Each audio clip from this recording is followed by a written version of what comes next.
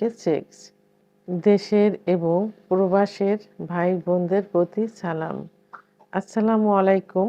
আসলে আজকে আমি যে বিষয়টি নিয়ে আলোচনা করব সেটা আ মানে ১ম যে আসে সেটা অনেকে শুনতে হয়তো একটু খারাপ লাগবে। কিন্তু তারপরে এটা জানা কিন্তু অত্যন্ত প্রয়োজন। অত্যন্ত। কারণ একটা সংসার কিন্তু টিকে থাকে স্বামী-স্ত্রীর মধুর সম্পর্কের মাধ্যমে। কিন্তু সেই সম্পর্কটা যদি না থাকে তাহলে কিন্তু সংসার টেকে না। অনেক সময় সংসার কিন্তু ভেঙে যায়। আর সংসার থাকলেও সেটাকে সংসার বলে না। গ্রাম্য ভাষায় বলে দোজখখানা বলে ফেলে। কারণ পুরুষ বাসায় আসতে চায় না। বাইরে থেকে যেতে চায়। বাসায় আসলেও স্ত্রীর বাসার এরিয়াতে আসলেই, স্ত্রীকে দেখলেই শরীরে যত ফিলিংস থাকে সব নষ্ট হয়ে যায়। এটা কিন্তু স্বামীদের কথা। যখন চিকিৎসা নিতে আসে তখন এই ভাষাগুলোই ১ম এ তারা বলে চিকিৎসা নেওয়া শুরু করে। আর সেই ভাষাগুলো আমি আজকে আপনাদের জানালাম। এজন্য কোনো খারাপ মন্তব্য করবেন না। আপনাদের জানা উচিত। অনেকে খারাপ মন্তব্য করে থাকে। তো আমি বলব যে এই যে খারাপ মন্তব্য করেন এর দায়ভার কিন্তু আপনার ফ্যামিলিকে নিতে হচ্ছে। আপনার বাবা-মাকে নিতে হচ্ছে। শিক্ষার অভাব আছে। তো প্লিজ একটু মনোযোগ দিয়ে শুনবেন। তো সংসারের শান্তি টিকায় রাখতে হলে স্ত্রী সম্পর্কে আপনাকে জানতে হবে, আপনার সম্পর্কে স্ত্রীকে জানতে হবে। তো আমি ১ম এই স্ত্রীর সম্পর্কে আমি কিছু অ বিষয় বলব, যে বিষয় আপনার জানা থাকলে সংসারে শান্তি ফিরে আসবে ইনশাআল্লাহ। তো যেমন ১ম যে কথা এসে বলে, এখন অনেকেই সচেতন হয়ে গেছে। এজন্য চিকিৎসা নিতে ডাক্তারের কাছে আসে। আর আগে কিন্তু মহিলাদের যে একটা সেক্সুয়াল বিষয় আছে, এটা কিন্তু কোনো ধারণা ছিল না। পুরুষরাও কিন্তু এখনো গ্রামের কিছু পুরুষ, স্বচ্ছ ফ্যামিলির অনেক পুরুষেরাও কিন্তু সেক্সুয়াল বিষয়ে এখন চিকিৎসা নিতে চায় না। মনে করে যে বিয়ে হয়েছে, বাচ্চা-কাচ্চা হচ্ছে, আর কি? আর বাচ্চা-কাচ্চা হতে তো আর সেক্সের ওরকম প্রয়োজন হয় না। যেকোনোভাবে বীর্যপাত হলেই কিন্তু যাদের শুক্রাণু সঠিক পরিমাণে আছে বাচ্চা হয়ে যায়। তো এখন আ অনেক পুরুষ সচেতন দেখে ডাক্তারের কাছে এখন আসে। তো অনেক পুরুষ বলে থাকে যে, "আমার স্ত্রীর কাছে গেলে একদমই সুখ পাই না। একটু মাথার কাছে এসে বসেও না।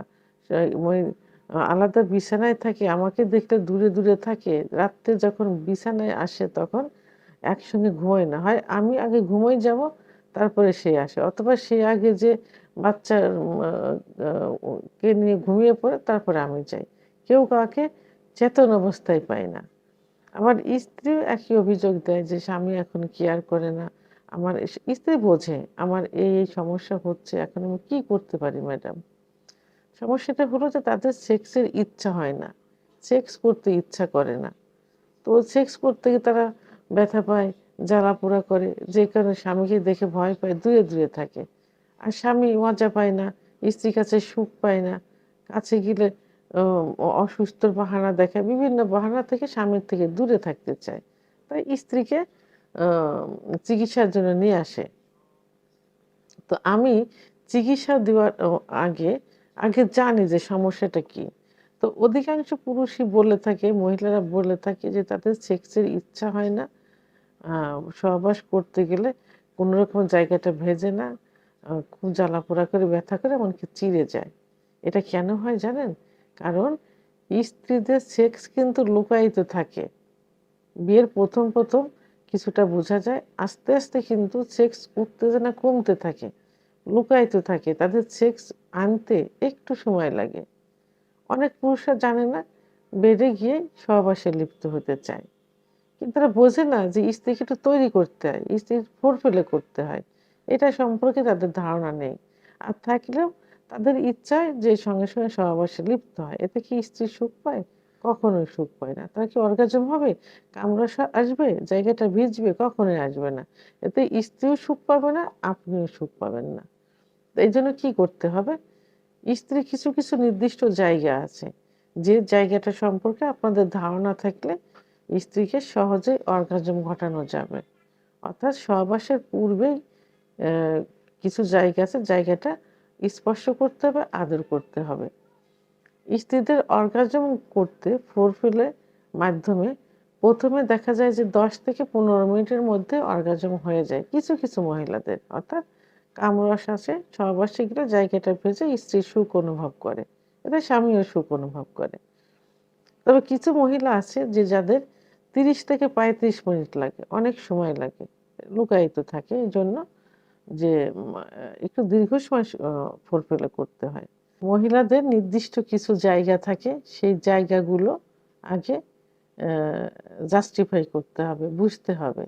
তবে হ্যাঁ, এই জায়গাগুলো আমি বলার পূর্বে আপনাদের আগে জাস্টিফাই করা উচিত বা নিজেরাই আগে দেখা উচিত যে আপনার স্ত্রীর কোন কোন জায়গায় স্পর্শ করলে সে নরম হয়, সে লজ্জা পায়, তার ভিতরে মেয়েলি একটা স্বভাব চলে আসে, এইগুলো আগে খুঁজতে হবে।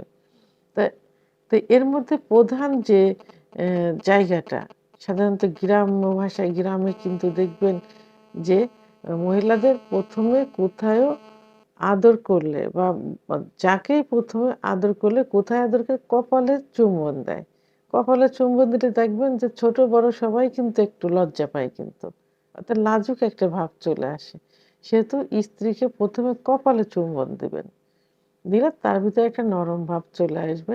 এরপরে কোথায়, 2 কানের লতিতে, এরপরে উভয় পাশের স্তনে স্পর্শ করবেন এবং স্তনের যে নিপিল থাকে অর্থাৎ বোঁটা থাকে, বোঁটায় হাতের স্পর্শ দিবেন এবং একটু চুম্বন দিবেন।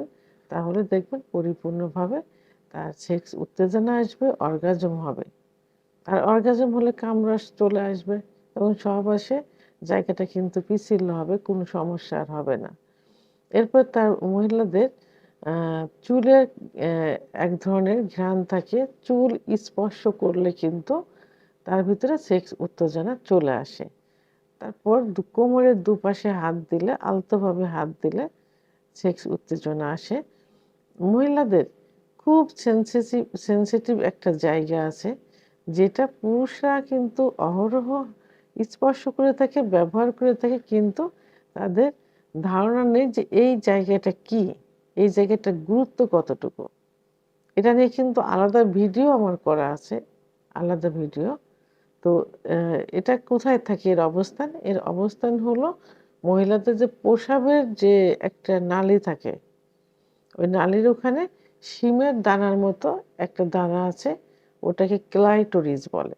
শিমের দানার মতো ওই ক্লাইটোরিসে হাত দিলে, ক্লাইটোরিসে পেনিসে অর্থাৎ গোপন পুরুষাঙ্গের স্পর্শ করলে কিন্তু খুব সহজেই কিন্তু অর্গাজম চলে আসে, দ্রুত অর্গাজম চলে আসে এবং কামড়াস চলে আসে। এটা সবথেকে গুরুত্বপূর্ণ একটা জায়গা, সেনসিটিভ জায়গা।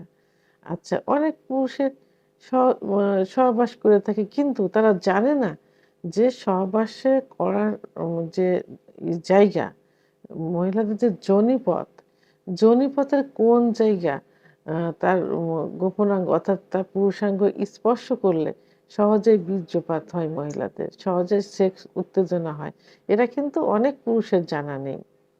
অর্থাৎ মহিলাদের যে যোনিপথের একটা রাউন্ড থাকে, রাউন্ড নিচেই থাকে মলদ্বার, আচ্ছা ও দুই পাশে থাকে, দুই পাশে রান, উপরে থাকে প্রস্রাবের নালী। তা প্রস্রাবের নালীর ঠিক নিচের ওয়ালে, ওয়ালে যদি বেটে মহিলা হয়, মেয়ে হয়, তাহলে 1.5 থেকে 2 ইঞ্চি ভিতরে জি স্পট জায়গা থাকে।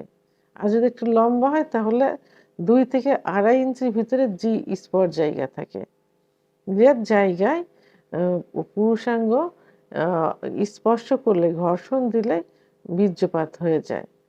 অনেকে বোঝে না, না বুঝে সর্বশেষ সময় তার পুরুষাঙ্গটা নিচের দিকে ধাবিত করে, ধাবিত করে সহবাস করে। তো নিচের দিকে ধাবিত না করে যদি উপরের দিকে ধাবিত করা যায়, সঞ্চালন করা যায়, এবং যেসব পুরুষের লিঙ্গ ছোট থাকে, ভয় পায় যে ছোট লিঙ্গ দিয়ে স্ত্রীকে সুখ দেওয়া যাবে কিনা, তাদের জন্য সবথেকে উপযুক্ত একদম কাছেই থেকে যোনিপথ থেকে একটু উপরের দিকে ধাবিত করে কয়েকবার সঞ্চালন করলে বীর্যপাত হয়ে যাবে। তাহলে এই জায়গাগুলো সম্পর্কে যদি কোনো পুরুষের ধারণা থাকে, তাহলে মহিলাদের অর্গাজম সহ কামরস বের করতে কোনো সমস্যা হয় না। তাহলে সংসারে শান্তি চলে আসবে, স্বামী স্ত্রীর মধুর সম্পর্ক গড়ে উঠবে, স্ত্রী পরকীয়া করবে না, স্বামীকে বাইরে যাইতে হবে না। এতে সমাজে, পরিবারে, সমাজে, রাষ্ট্রীয় জীবনে সুখ চলে আসবে, অশান্তি বিরাজ করবে না। এই জন্য সবাইকে স্ত্রীর নির্দিষ্ট কিছু কিছু জায়গায় এভাবে বের করতে হবে, তাহলে সুখে শান্তিতে জীবনযাপন করা যাবে। তো ভিডিওটি সম্পর্কে যদি কোনো মতামত থেকে থাকে অবশ্যই কমেন্টসের মাধ্যমে জানাবেন। আর ভিডিওটি ভালো লাগলে লাইক, কমেন্ট, সাবস্ক্রাইব করে আমার সঙ্গে থাকুন। আল্লাহ হাফেজ।